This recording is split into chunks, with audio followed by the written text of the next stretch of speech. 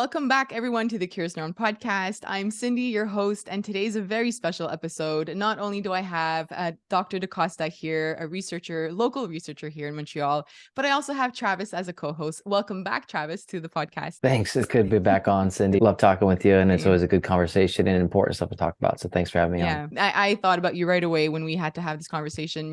I think we need to keep having this conversation about dads, and your work is very important. So thank you for joining me. So now I'd love to talk about a little bit about your research. I connected with you about a year-ish ago because I had come across your research and really thought that it was important for us to talk about this a little bit more. There's some studies that I was looking at where you look at like what dads have been searching for when their wives are expecting, what the barriers are to their research and learning and mental health as well in different phases of fatherhood. Um, there's a lot that you cover. So where do we begin with this conversation? It's such an important one, but you're covering all the way from even before conception, right? From what I understand, when it comes to dads and mental health. I'm starting to go in that angle in Mm. terms of looking at preconception because, we're always talking about prevention, but when the baby's already conceived, it might be a little too late to talk about prevention. Yes, there's prevention for postpartum things, but if we want to talk, it all starts in the womb. So if we want to talk about child development, etc., there are, I think, teachable moments where we can start at preconception when people are thinking about having a child. Now, of course, there's unplanned pregnancies that happen quite a bit, but for about 2 years before people start, talking, it's on the agenda. So it's a good time to intervene as well in terms of just, preconception education, which, there's very little out there tailored to men. So that study you're referring to, where we asked fathers what they wanted in a website that was going to be psychoeducational or informative to prepare them to be dads. What was most striking for me is that a lot of fathers reported, the majority of fathers reported that they were going online during their partner's pregnancy and during the postpartum to find out information about how do I support my wife? What is this going to be like? What is fatherhood going to be like? And they were extremely disappointed that there was very little evidence-based information out there for fathers. So I thought, like, okay, they're going out there, but the kind of information they're getting is very suboptimal. So we asked them, what they wanted, and we had a whole menu of things. And some of my colleagues said, "Oh, we know what they want. Don't bother with a needs assessment." I said, "No, I think we need to do a needs assessment." And they were surprised over some of the things that men ranked in the top 5 or 6. And we did this study in Montreal, Toronto, and Calgary. So it was, not just in one province. And we asked, fathers whose partners were expecting or who had a child under, I think, the age of 2. So it was pretty, representative in terms of their experience already. So things like work-life balance was really important to fathers. How to support my partner was like the top one during pregnancy and afterwards. So they wanted strategies, they wanted tips on, what would be effective. Fathers wanted information on how to soothe their child, how to play with their child. And importantly, fathers wanted information on what is fatherhood going to be like. They were insecure, it seemed to me, about, the role and how to prepare for the role. So I thought that was really fascinating. And we added other things that we felt was important as well. And that some indicated an interest, like sleep, like healthy eating, exercise, which we had a physical activity challenge embedded in the prototype website. So if I fast forward, we pilot tested this website after developing it with input from fathers, as well as a multidisciplinary team. And we randomized 76 fathers, expectant fathers, to either a control group or the Healthy Dads intervention, where they had it during pregnancy for a period of 8 weeks, but they still had access to it afterwards. We assessed them at steady entry, 8 weeks after, while the partner was still pregnant, and at 2 and 6 months postpartum. And we looked at depressed mood. We looked at parenting stress. We looked at various variables, but importantly, it was a pilot study. So we looked at are they going to use it? Where are they going to go on the website? What's going to be most interesting to them? And we got identical findings to the needs assessment, even though it was different men. No one went to the healthy eating. Nobody. They went to the fatherhood. What's fatherhood going to be like? That was the top one. How do I support my partner? How do I play and soothe with my child? It was all these hands-on things for someone else, not so much for them. So it was interesting. We had about 50% of men join the physical activity challenge and track their steps every day. So it's not for everyone, but it's for a subgroup. Even 50% is still important. And some of them didn't join because they were already exercising, they were doing their own thing. We were excited about these findings. We submitted and resubmitted this grant, and we finally got funding to do stage 2. And that's what I wanted to talk. I wanted to see if we can penetrate the US market, since we've already developed something.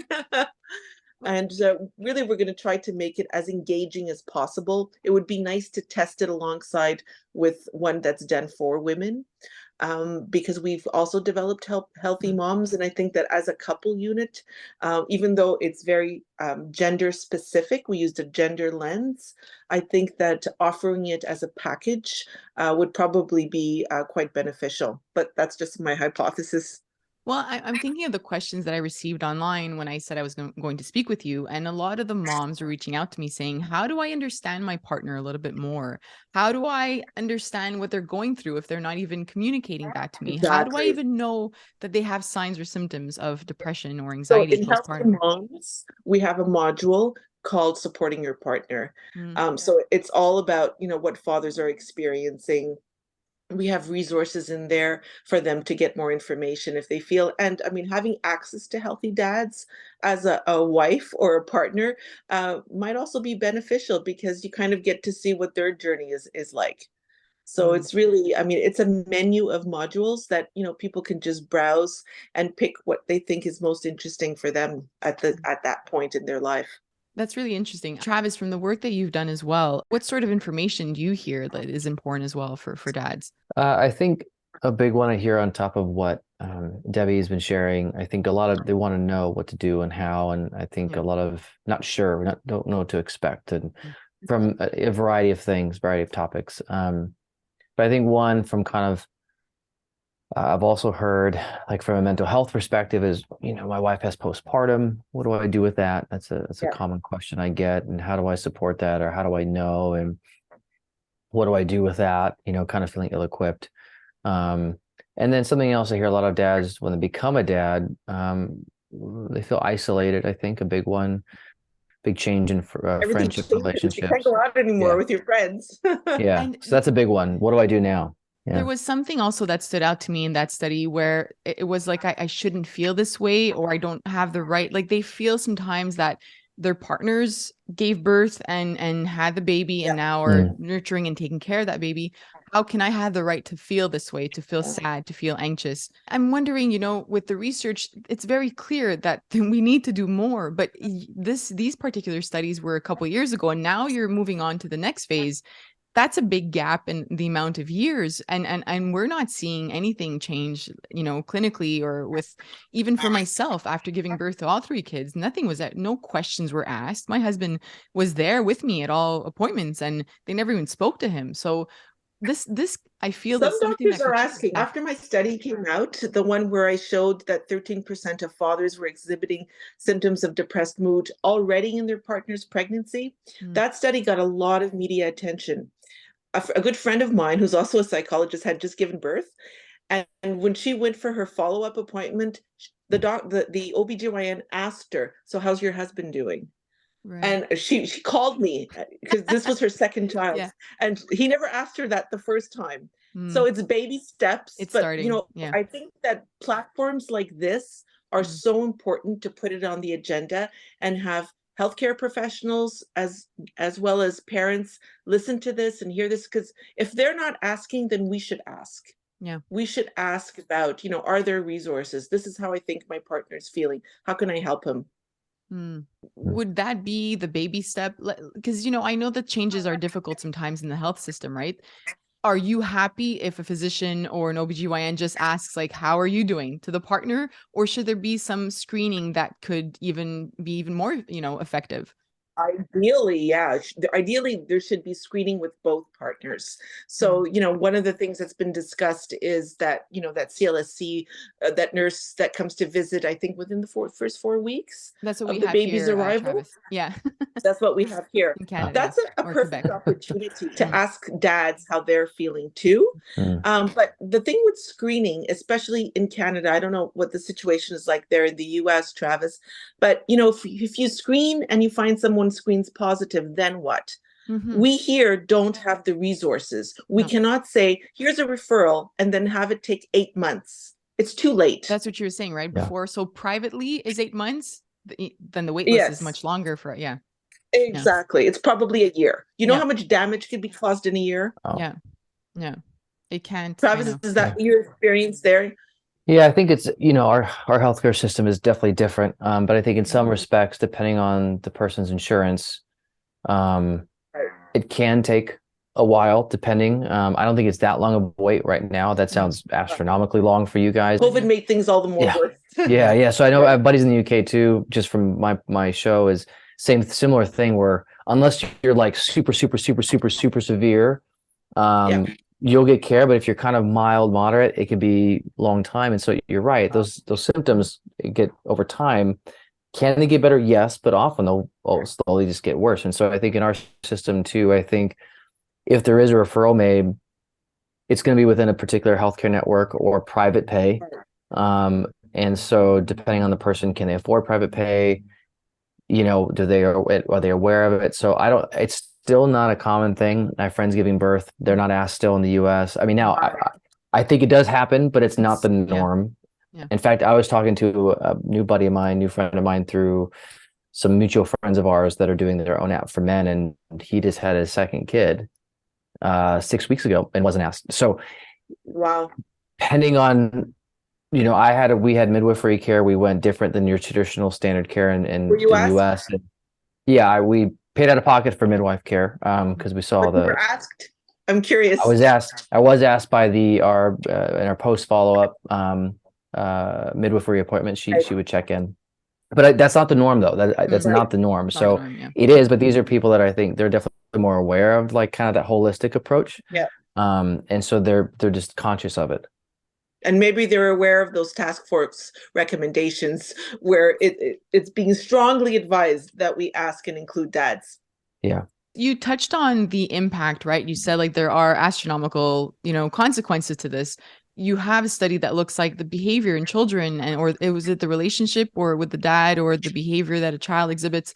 There are other studies that look at that as well. So can we talk a little bit about that? Because I do want to like swing the pendulum a little bit to the other side of if we ignore this, right, within our home, if we ignore this within ourselves, what are we seeing in that particular father and the relationship with their child? So I'm not doing those particular studies at the moment. Well, I am collecting data, but I am very aware of that literature. First of all, there's an impact on the marital relationship. Okay. They're depressed. It's going to have an impact on their ability to work. It's going to have an impact on the level of involvement with their child. So we're currently doing a study called Fathers Matter, where we're looking at father involvement during the pregnancy, factors that are related to that. And this is CIHR funded, and whether father involvement influences how involved they're going to be with the child in the first 6 months of their life. So that we're really excited about. We are collecting data on child outcomes as well, behavioral outcomes, et cetera. And, there's good data out there to show longitudinal studies from the UK showing that even after controlling for mom's depressive mood, when fathers are depressed, it has an impact on the development of the child. Cognitive development, behavioral development, it's just there. And these effects go into adolescence. So it's not short term. All the more reason why we need to put fathers on the agenda. Dads matter. Dads get sad too. Yeah. And this is why I think we need to talk about it because we haven't yet. I'm thinking of some moms that speak to me about their postpartum experience. And I'm trying to paint this picture in my head of like the dads that weren't involved. There were many that were involved, but the handful that weren't involved. How does a mom who hears this right now and says, my partner isn't involved and seems very disconnected from our baby, is it their beliefs? Can it be that they feel that this is not their role? Or is it depression? Is it something more that I need to look into? How do they kind of figure that part out? Yeah, I mean, it's a hard one. And I've seen both sides. I've seen many sides actually of, when dads aren't involved. A lot of time, look, gatekeeping is one of them. Sometimes moms just want to do it all themselves. I've heard So that we too. collect that Yes. variable. Yeah. Yeah. Or, whatever dad does isn't good enough. And so Yes. dads just step back at that point Yeah. because, well, you know what? Dads do it differently. And ladies, let's accept it. It's okay. Let's let them do their own thing. You Yeah. do your own thing. It's cool. I got involved in with looking at dads because my research was on postpartum depression with women. And so during the course of my research, one of the strongest predictors of protective factors was support from the partner. So then I started asking myself, why are some dads not being supportive? And discovered that it's not because they didn't want the child, it's not because it was an unplanned pregnancy, but there was something else going on. Either anxiety, either depressive symptoms, financial stress. When a baby comes, there's still the traditional norms where dad feels he needs to be provider. Right. Well, if things aren't going well in their job, if there's some sort of insecurity going on, that's going to prevent them from being more involved because they're going to feel more pressured to perform more at work. I mean, it's complicated. There's a lot of factors involved, but this is just, a little bit of what I've learned over the years. So I'm originally a researcher in women's mental health. But I just feel that in order to get the complete picture, I have to widen my lens and look at dads as well.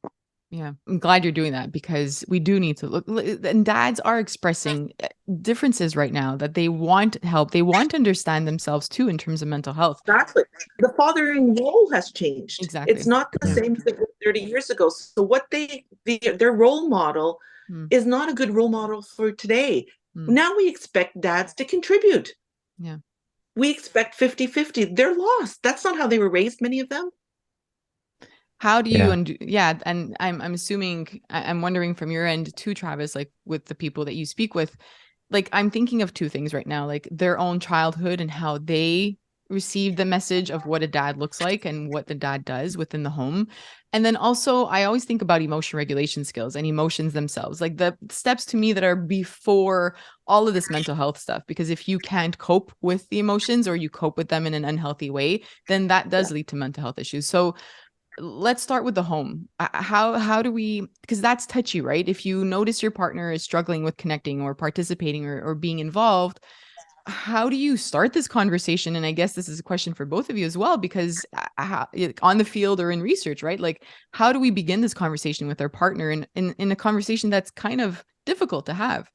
So I'm not a researcher, so I could give anecdotal research for what I experienced working with men and just what I see be successful. I've read research and reading, but I'm not a researcher. But what I do see is couples that are successful or more successful at navigating this are those that know each other's story, that have genuine curiosity, understanding of their kind of their life, who they are, where they come from, upbringing, home life, things like that. Because when we have genuine curiosity, we understand our story, our empathy tends to go up.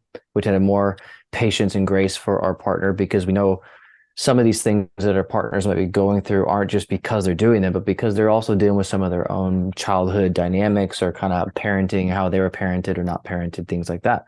And so I see that to be very helpful. And if they're not there, if they haven't had that conversation, often what I do in my office in couples therapy is part of that is exploring in each partner individually with the other one kind of listening and looking in, especially if there's like some distress, because I want to be that safe space for them. If they're too kind of escalated, I kind of be that you talk to me and like your partner observes us having the conversation and they get to kind of witness and experience it. And that begins to increase empathy, because then once you understand why your partner might be shutting down or numbing out, or I'm thinking of men here, why they might be have difficulty expressing emotions or vulnerability, it's like, wow, okay, I didn't know that about you. I didn't know that, your dad was like this, your mom was like this, so there was alcohol in the home, or whatever the circumstances might have been.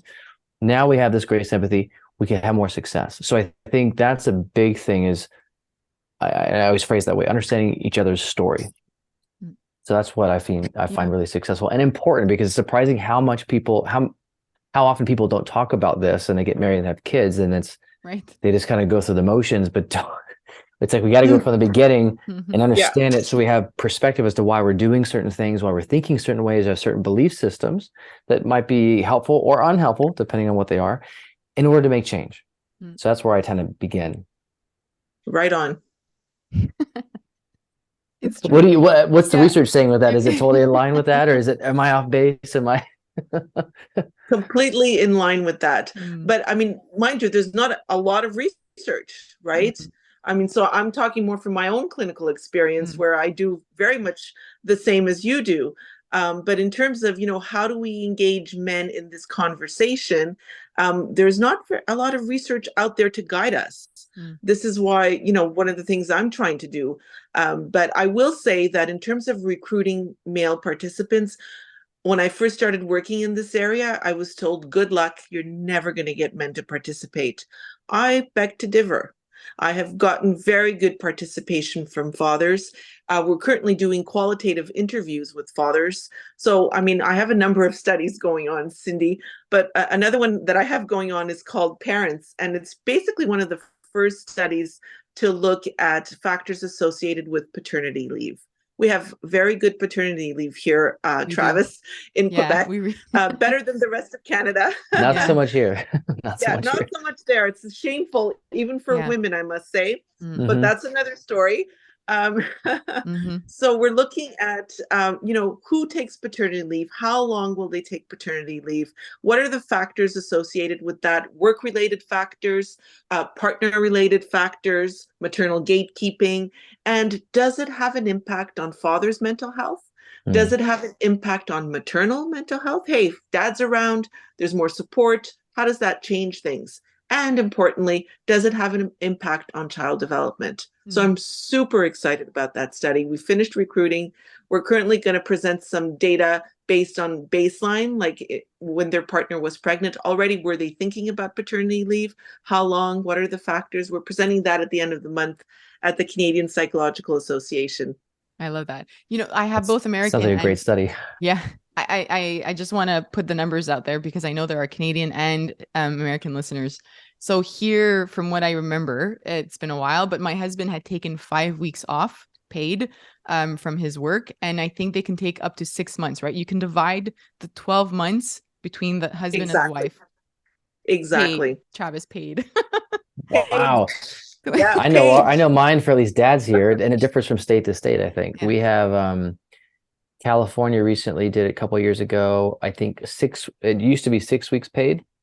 And then for a few years for dad, they called it baby bonding time, is what they called it. That's wonderful. how I would California's apply always this. ahead of the game. Yeah.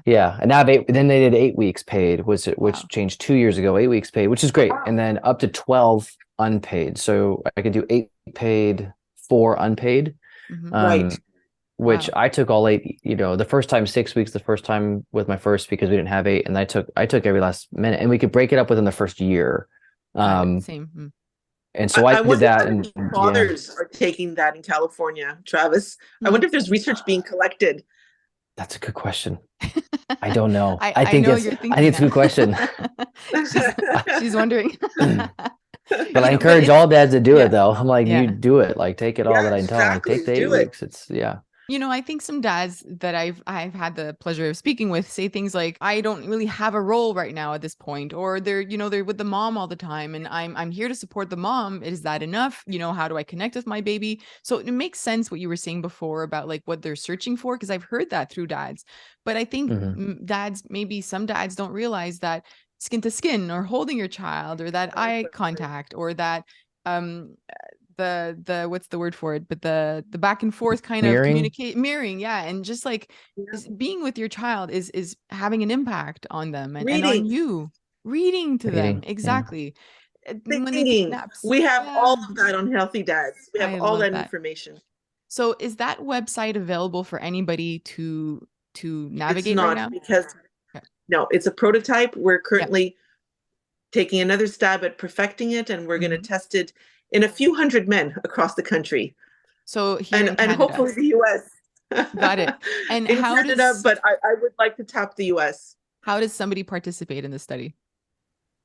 Well, we will be advertising on social media very widely. So Yeah. if you are an expectant dad, it will pop up, and we will have it pop up in pregnancy sites as well, because moms are usually very good at encouraging fathers to participate in these things. So actually, that's a really good point, because I know that with a lot of marketing, we tend to target moms. Moms seem to be the ones that are online. When the dads that I've spoken with tell me, well, my wife brought me this book, or my wife told me about Curious Neuron, or my wife told me about the podcast.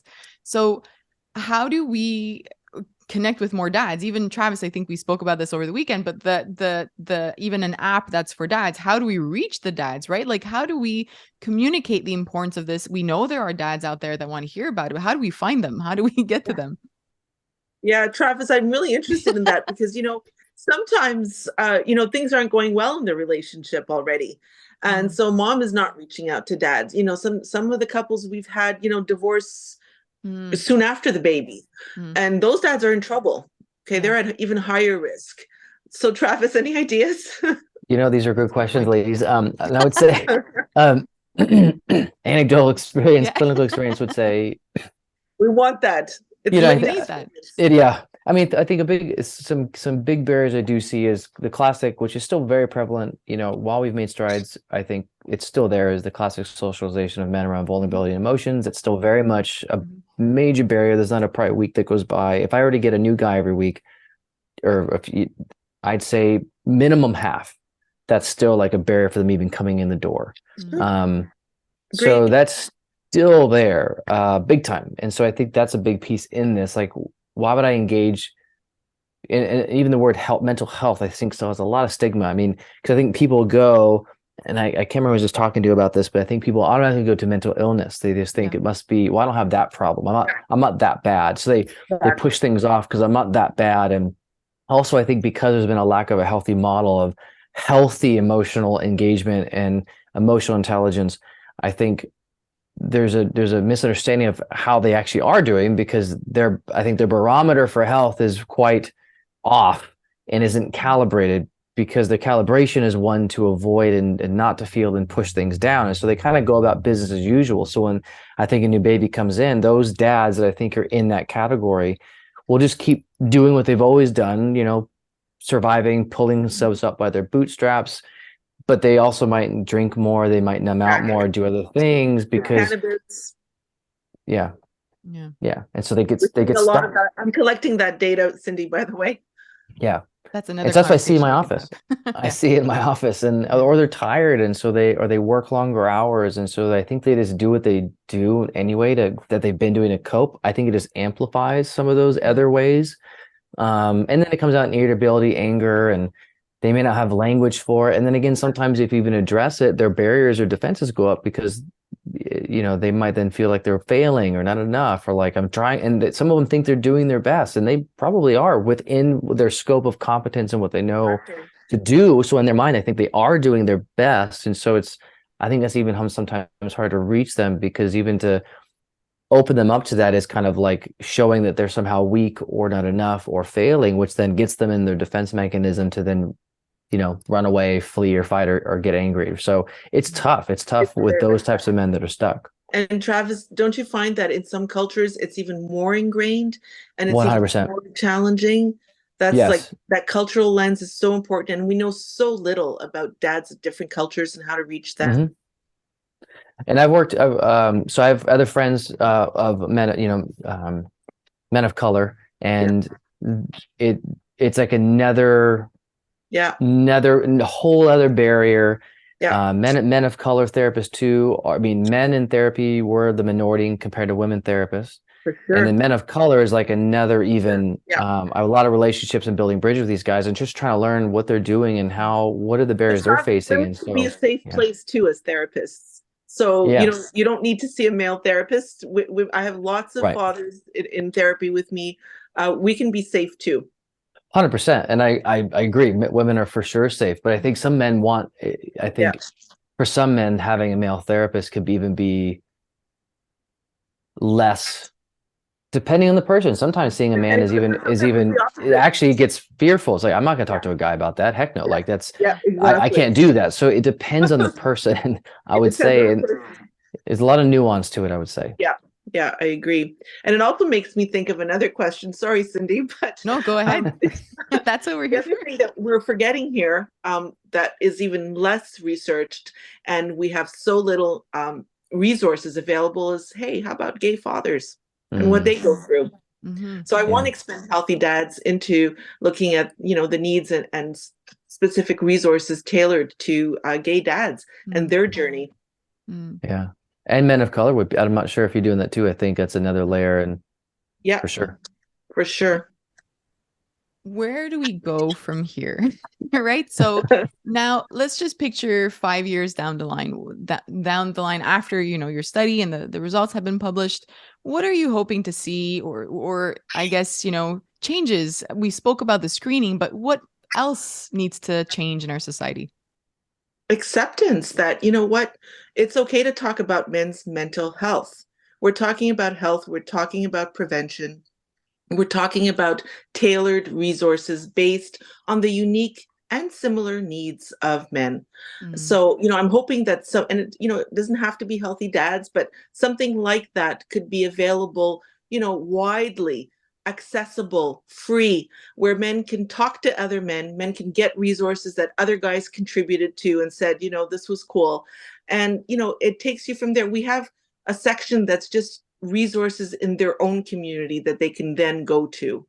There's so much. We just need to get this on the agenda, and we need to get our message across. I think, like you said, furthering research and Mm.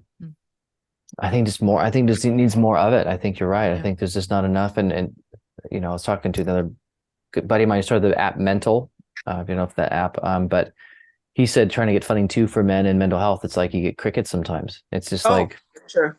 I think that's an issue. I'm like, so what do we do when I think there are people trying to make change? And that might be a good question. What do we do when people are trying to make change?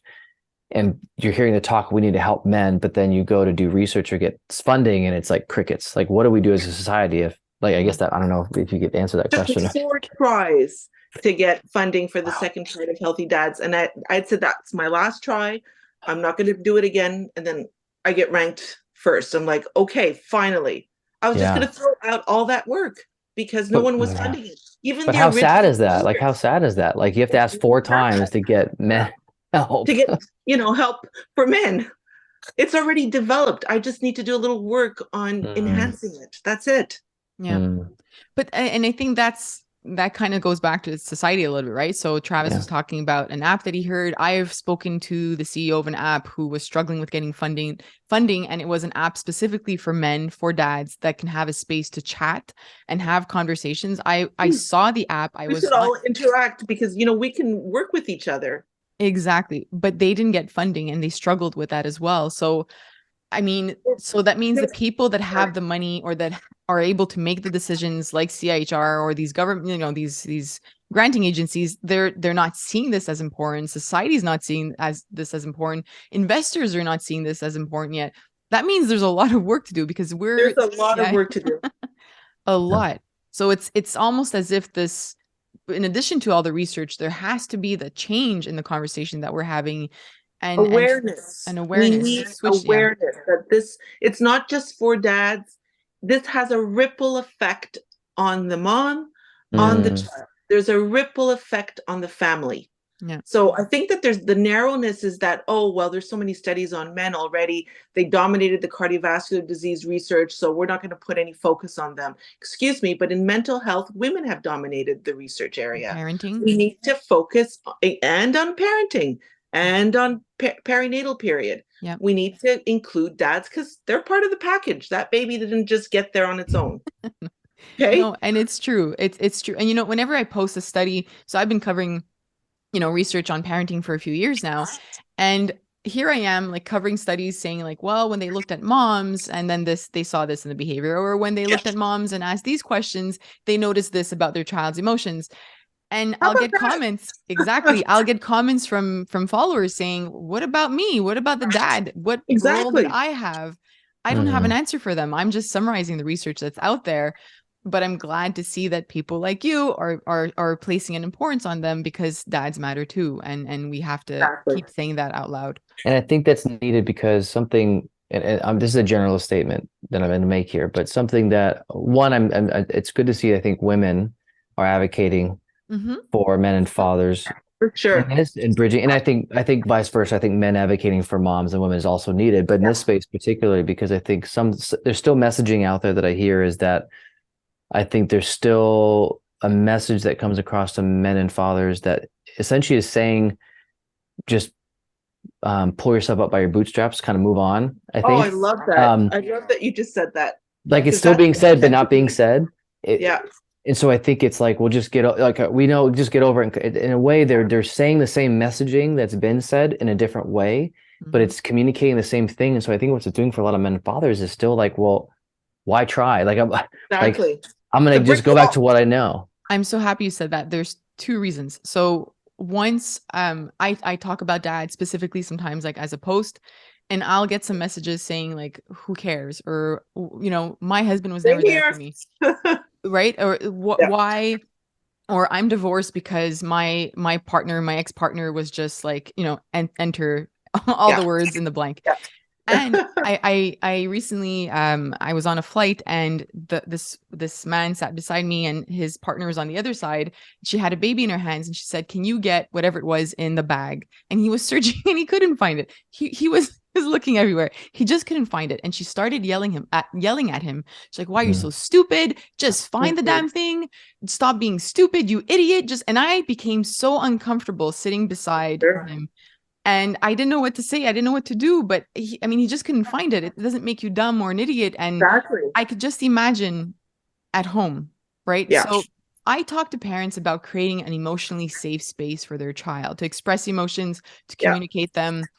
But we have to look at couples and dads as well. And it's not to point fingers as moms right now, but we're just looking at all the different angles. And Travis brought up such an important message. We have to create that safe space for men. And what does that look like? It's the same acceptance and nurturing, right?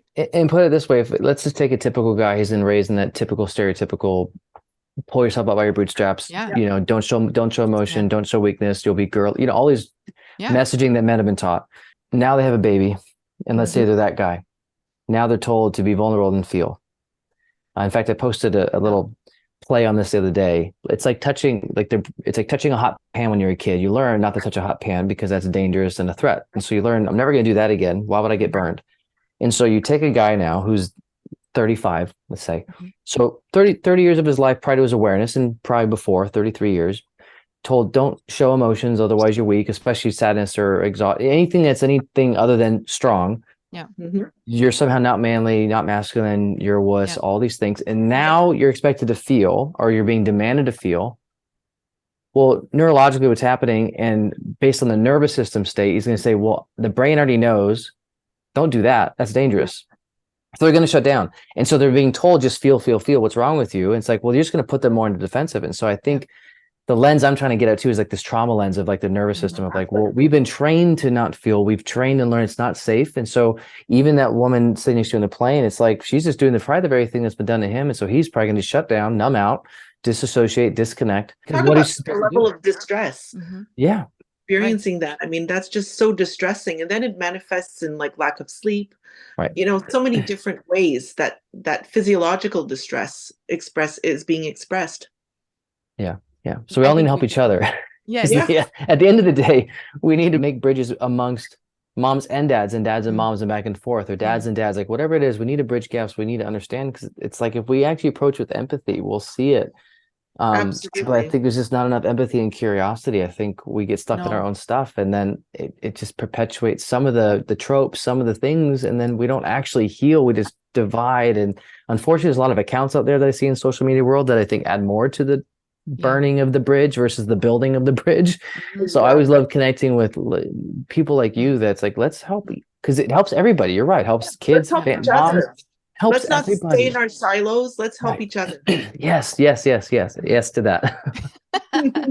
Well, as hard as this is, I have to end this conversation, but I think that's a good direction to end this. And I'm just hoping that what comes out of this conversation that we just had is another conversation within different homes where Yeah. couples can have the conversation around emotions through the lens that Travis just painted of curiosity, compassion, empathy, so that we can, understand each other a little bit more and support each other.